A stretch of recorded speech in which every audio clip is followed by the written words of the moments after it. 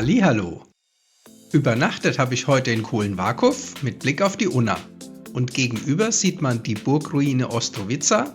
Und heute bin ich noch einmal mit Nico und Marc unterwegs. Gemeinsam geht es zu einem der berühmtesten Lost Places in Europa, der Flugzeugkaverne Šeljava. Ein kleiner Tipp: Man kann dort nur von Kroatien aus hinkommen, also hinter Bihać erst über die Grenze fahren. Erster Fotostopp ist die Douglas C-47B Dakota, das als historisches Denkmal in der Nähe der verlassenen Militärbasis an der kroatisch-bosnischen Grenze zu finden ist. Die C-47 Dakota ist ein Geschenk der USA und eine militärische Variante der Douglas DC-3, die vor allem für seine Rolle bei der Berliner Luftbrücke bekannt ist. Der alte Flieger fällt langsam auseinander und wird nur noch durch die vielen Aufkleber zusammengehalten. Als Fotomotiv hat das allerdings auch seinen Reiz. Von dort geht es zum Eingang der Flugzeugkaverne. Das ist im Prinzip eine riesige Bunkeranlage im Berg, die einen ganzen Militärflugplatz beherbergt. Natürlich außer den Landebahnen. Und nicht wundern, hier ist überall sehr viel Grenzpolizei unterwegs. Die interessieren sich aber nicht für die Touristen, einfach nett grüßen und auf den Wegen bleiben. Zwischen 1957 und 70 baute das damalige Jugoslawien, also unter Tito, diese Flugzeugkaverne.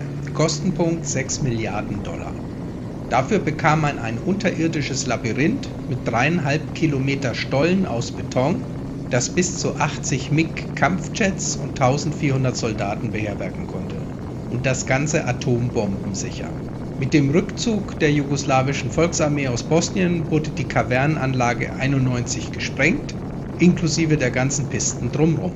Zuerst kommt das Vorfeld mit den Rollwegen und Landebahnen.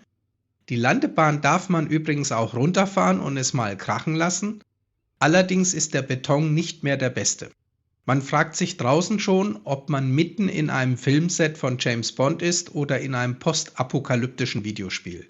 Wir haben uns entschieden, direkt in das dunkle Labyrinth einzutauchen.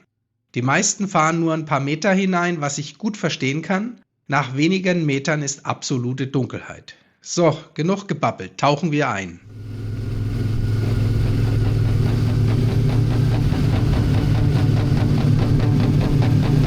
Old man in the studio, dust on the tape, screaming at the future, there's no escape, dialing the knobs like it's 79, but the kids with the code are leaving him behind. He says, hey, I can't rock, it'll never be real, but the crowd sings along to a digital feel. Oh, producer stuck in yesterday's show, how the whole wide world says, let it go.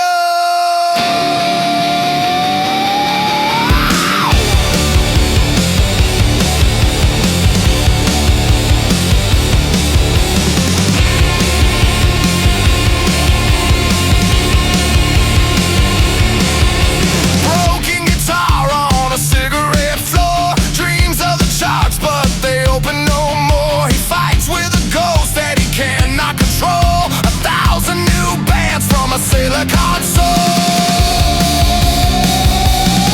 He says, hey, I can't rock, it'll never be real, but the crowd sings along to a digital feel. Oh, producer stuck in yesterday's show, while the whole wide world says, let it go.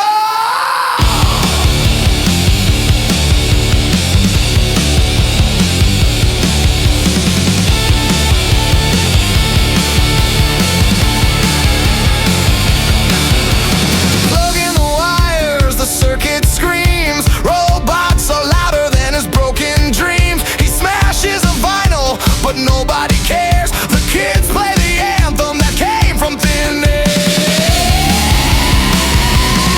He says, hey, I can't rock, it'll never be real, but the crowd sings along to a digital feel. Oh, producer fading, last in the row, while the whole wide world says, let it go.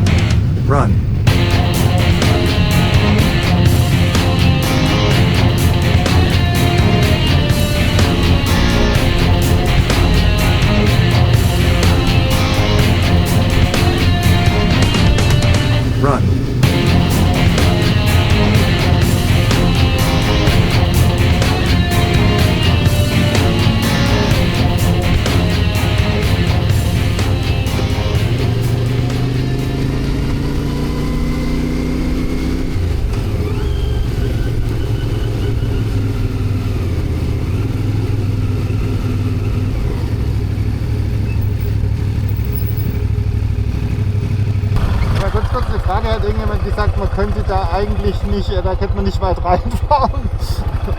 Ich habe gedacht, da fahren wir rein, das ist gleich aus, also das können wir so fahren. Total. Da kannst du dich verfahren, ne? Hier trennen sich jetzt unsere Wege. Nico und Marc wollen noch einmal Richtung Küste und ich fahre heute noch bis nach Maribor in Slowenien. Noch ein paar Tipps, wenn ihr das auch mal machen wollt. Das Gelände ist offiziell militärisch, liegt direkt an der Grenze zwischen Kroatien und Bosnien und es gibt keine Absperrungen, keine Warnschilder, aber einige Gefahren. Für uns war es ein Wunder, dass man da einfach so unbetreut rumfahren darf. Unbedingt viel Licht dabei haben, ein Motorradscheinwerfer ist zu wenig, es sei denn, man hat wie Nico Stadionbeleuchtung am Moped. Von der Decke hängen Kabel und Eisenarmierungen bis auf Kopfhöhe und im Boden sind offene Schächte und Löcher, die einen halben Meter tief sind.